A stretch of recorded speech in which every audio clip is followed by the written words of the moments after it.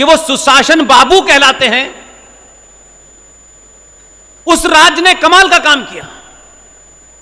क्योंकि हमारी राज करने की प्रवृत्ति, सोच और अप्रोच वही थी, लिहाजा हमने उस बातों को खत्म नहीं किया बल्कि उनको और आगे बढ़ाया। तो यह बिहार में पता चला पहली बार कि यह दलित है और यह महादलित है, जिन्हें कौन से इंची टेप से नाप रहे हैं कि यह दलित है और यह महा है। महा कौन सा होता है? यानी जो दलित है वो पैंट शर्ट पहने हुआ है और जो महादलित है वो बगैर पैंट के खड़ा हुआ है। कौन सी परिभाषा के तहत यह हो रहा है? यह महापिछड़ा है। तो सत्ता चलाने के लिए इस भारतीय समाज को तोड़ने की प्रवृत्ति लगातार जारी है। और अब तो सुना है मैंने कि जिनके दादा परदादा नाना नानी दादा बहन बेटी जिन्होंने भारत राष्ट्र को तोड़ा, वो कह रहे हैं हम भारत जोड़ेंगे।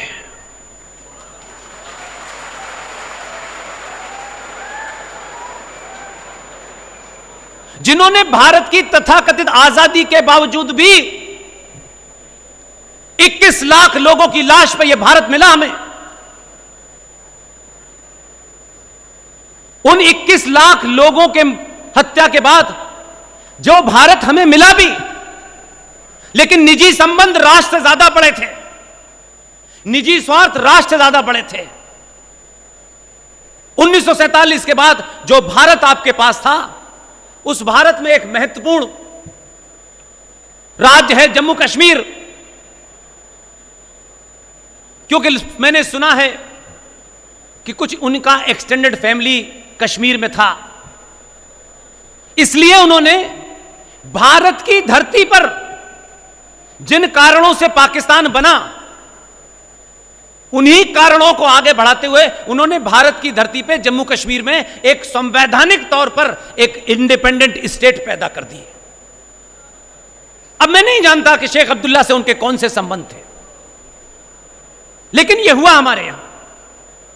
लेकिन हम सब लोग आजादी का जश्न, किसी को रिजर्वेशन मिल गया है, किसी को ओबीसी कैटेगरी में मिल गया है, कोई कहता है इस पटेल को दे दो, उस पटेल को मत दो, ये तमाम सारी चीजें चली, जिसके चलते आज हम इस मोड़ पे खड़े हैं कि जो पुरानी गलतियां हुई हैं उनको ठीक करने में जो समय लग रहा है, हम चाहते हैं ये गलतियां एक ही रात में ठीक हो जाएं। ऐसा नहीं होता है, क्योंकि जब आप जगे, जब आपके अंदर यह चेतना पैदा हुई कि हम सरकार को तय करेंगे कि सरकार का एजेंडा क्या होना चाहिए।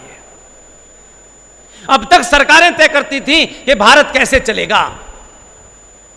पिछले 10-12 सालों से ऐसा लगता है कि पहले आपने प्रयोग अपने गुजरात में किया कि गुजरात कैसे चलेगा, और जब यह प्रयोग आपको सफल हो गया तो आपने कहा अब इसका प्रयोग हम भारत में करेंगे। आसान नहीं होता है। कोई अपना एक पेन भी दे देता है तो सर पे खड़ा रहता है ये सोच के कि पता नहीं पेन लेके चला जाएगा। आपने तो 25 साल तक ठोक पीट कर एक आदमी को सर्जरी सिखाई और फिर कहा कि इसका काम गुजरात में समाप्त हो गया है, इसे दिल्ली भेज दो। यही कारण है कि जिनके बाप दादाओं ने भारत की धरती के ऊपर एक इस्लामिक राज स्थापित किया, उसका संविधान भी अलग था। वो भारत के पैसे पे पलता था, लेकिन उसकी बोली, उसका चलना उठना बैठना भारत के शत्रुओं के साथ मिला हुआ था। इसलिए आप अपने मैनिफेस्टो में क्या लिखते हैं यह महत्व नहीं होता।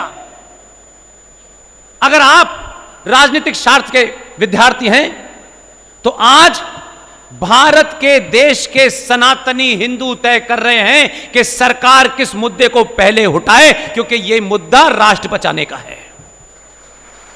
यह पहले कभी नहीं हुआ।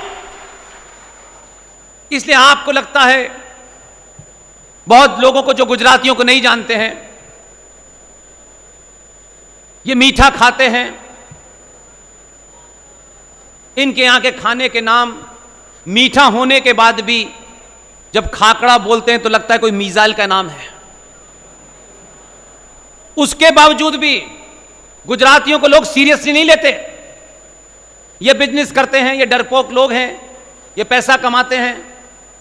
लेकिन 2014 के बाद उन्हें पता चला ये कुछ और भी करते हैं।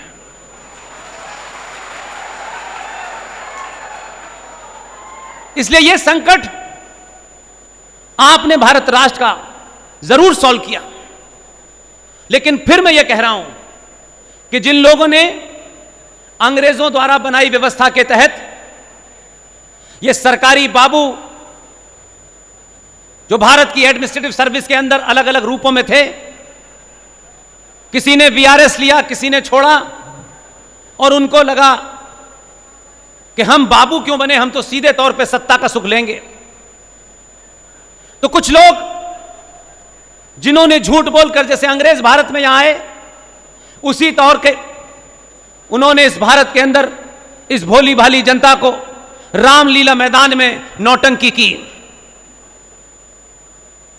और कहा कि हम भ्रष्टाचार को समाप्त कर देंगे। खूब दावे किए उन्होंने, लेकिन अब पता चल रहा है कि भ्रष्टाचार में सबसे आगे वही खड़े हैं। इसलिए कहना और करना दो अलग अलग बातें होती हैं। मुझे पता नहीं कि कैसे यह गलती हो रही है। आपके बारे में इतनी चर्चा है, दुनिया में चर्चा है, पूरी दुनिया आपके आदमी को किस नजर से देखती है। सुना है मैंने एक वक्त खाना खाता, एक वक्त खाता ही नहीं है, लेकिन फिर भी आज भी समय है आपके पास। अगर कुछ लोग, कुछ गुजराती, उनको लगता है कि अगर हम फिर 2 रुपए किलो चावल और 1 महीने की बिजली में बिक सकते हैं, तो मुझे लगता है गुजरातियों के लिए सबसे शर्म की बात है।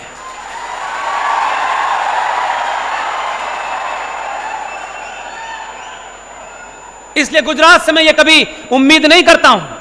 आपको जिसको अपना वोट देना है दीजिए।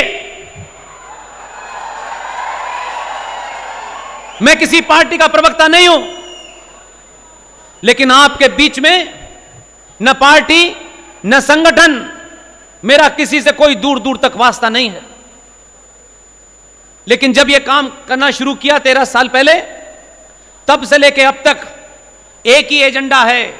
मेरे कुछ कहने से, मेरे कुछ बोलने से अगर राष्ट्र के प्रति निष्ठावान लोग कहीं कमजोर पड़ते हैं, तो मैं किसी भी गली और चौराहे पे जाने के लिए तैयार हूं। यह नहीं होना चाहिए कि हमारे ये बोलने से लोग हमारे बारे में क्या समझेंगे। व्यक्ति विशेष महत्वपूर्ण नहीं होता जब राष्ट्रों की चिंता होती है। आप कौन हैं, क्या हैं, यह इतिहास में नहीं लिखा जाएगा। इतिहास में लिखा जाएगा कि दिल्ली जो भारत की राजधानी है, बड़े एनलाइटन लोग रहते हैं, जागृत लोग रहते हैं, बड़े विद्वान लोग रहते हैं, उनको गलतफहमी है कि वही ज्ञान देते हैं। अगर दिल्ली में बैठने वाले लोग, दिल्ली के तमाम वो जागृत नागरिक, उनकी अगर दशा यह हो गई है कि एक बहरूपिया अलग अलग कपड़ों में, अलग अलग मुद्राओं में दिल्ली के अंदर घूम करके वो ये तय कर दे, तो कभी कभी आपको शर्म नहीं आती क्या? ये गुस्सा नहीं आता क्या? क्या आपकी मां ने, आपके पिता ने, इस धरती ने आपको एक गौरवशाली इतिहास दिया। अपने होने पे आपको गर्व होना चाहिए। लेकिन गुजरात के लोग क्या उनकी कोई बोली लगा सकता है? कोई लगा सकता है आपकी बोली? कोई खरीद सकता है गुजरात के किसी आदमी को? तो जो लोग बिकने के लिए तैयार हैं, उनसे पूछिए कि तुम गुजराती हो या बिकाऊ हो।